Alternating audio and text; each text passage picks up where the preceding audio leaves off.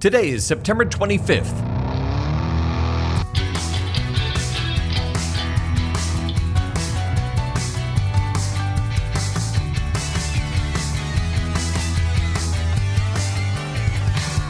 It's the 269th day of the year, and this is the On This Day podcast.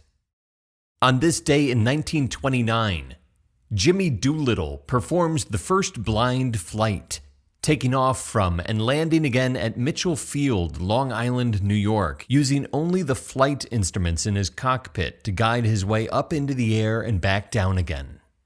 Lieutenant James H. Doolittle heads up an experimental laboratory for the Army at Mitchell Field, funded by the Daniel Guggenheim Fund for the express purpose of experimenting with blind flight. If anyone's going to be the first to fly with their eyes closed, it'll be Doolittle. He's born in 1896 in California, and he's a short kid, 5 foot 4 inches. He gets into a lot of scraps because he's so small, and he fights his way out of every scrap and finds that he likes the competition. He takes up amateur boxing and then turns semi-pro to pay his way through college. He's pretty successful in the ring until he really gets his lights knocked out by one tough opponent. Sometimes in life, he later writes, "We have to learn how to lose, and the sooner the better. Every boy should learn how to win graciously and lose courageously." He decides to hang up his gloves in 1917 to join the Army when the U.S. enters the First World War. He enlists in the Army Air Force to take part in the new arena of aviation. Doolittle wants to be a pilot. He achieves his goal and earns his wings, but much to his disappointment, he spends the war stateside training new pilots, rather than flying over the battlefields in France. After the war, many Army pilots leave the service to tour the country as stunt pilots, going from town to town, entertaining the locals with barnstorming exhibitions of flight and aerial acrobatics.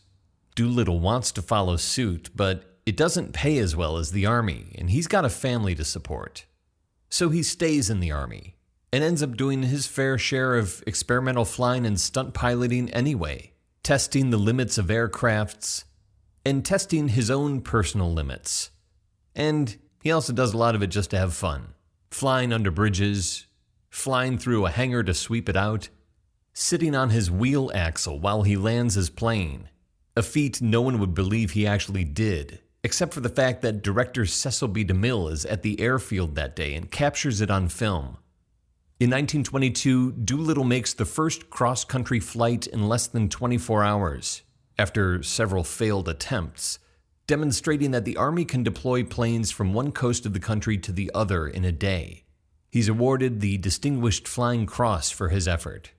After this, he's off to MIT, where he earns a master's degree and a doctorate of science for experiments to test the physical endurance limits of planes and the effects of gravitational forces on pilots.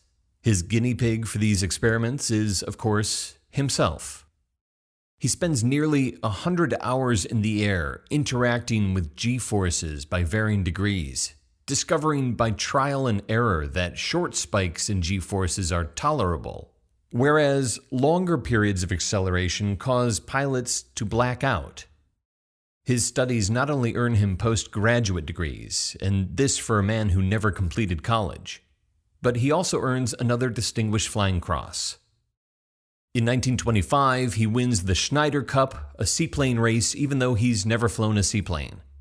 And in 1927, he's the first pilot to perform an outside loop, the opposite of an aerial loop, in which the pilot flies up and then loops over backwards. The outside loop requires the pilot to fly level, then dive to start the loop, a stunt which at the time is believed to be too much for the plane and pilot to handle. Doolittle figures he might as well see if it's possible. And after a fair number of practice attempts, he gives it a go, climbing to 8,000 feet and then diving, his speed rapidly increasing from 150 miles an hour to 280 miles an hour as he reaches the bottom, and then ascends back up to complete the loop. He's nonchalant about his achievement. He tells the press, quote, "It's just an uncomfortable feeling, that's all." It's at this point he begins contemplating a career outside the Army. So when the Guggenheim Fund for the Promotion of Aeronautics opportunity presents itself, a private sector position that allows him to maintain his position in the Army. He jumps at it. Plus, the opportunity to tackle another precarious experiment is too much for Doolittle to pass up.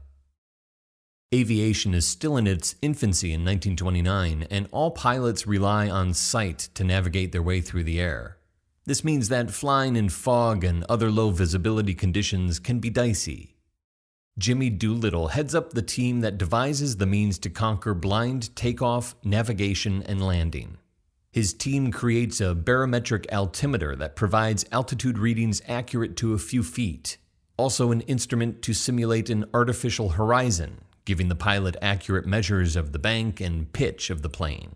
They also come up with a directional gyroscope to give pilots a better sense of heading than that provided by a compass, and a radio beacon to help with navigation.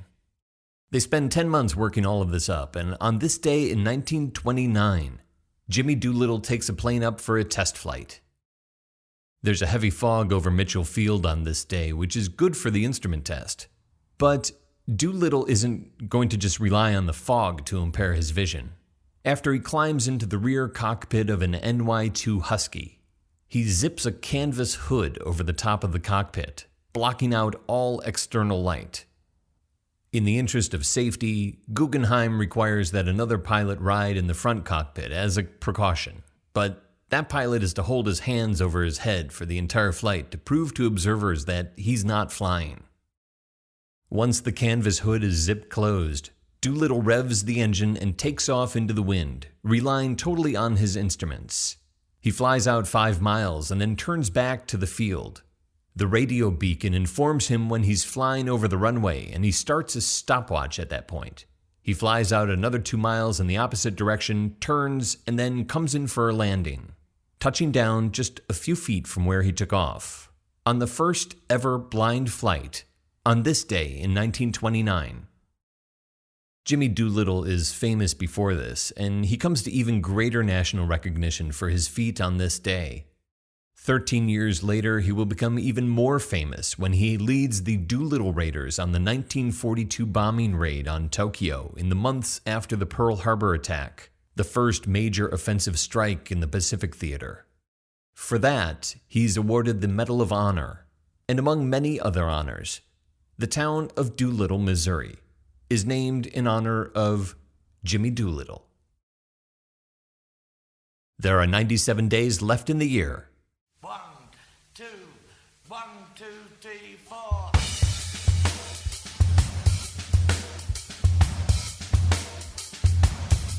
On This Day is produced by me, Dave Schultz. Passing away on this day in 1980, John Bonham, drummer for Led Zeppelin. Bonham is a major influence on most every rock drummer to follow. Alex Van Halen, Dave Grohl, Tony Thompson, Chad Smith of the Chili Peppers, just to name a few. Actually, it's silly to name any at all. Bonham influences everyone. His sound is so unique, it's instantly recognizable, even without the rest of the band. You even know what song it is just from hearing his drums.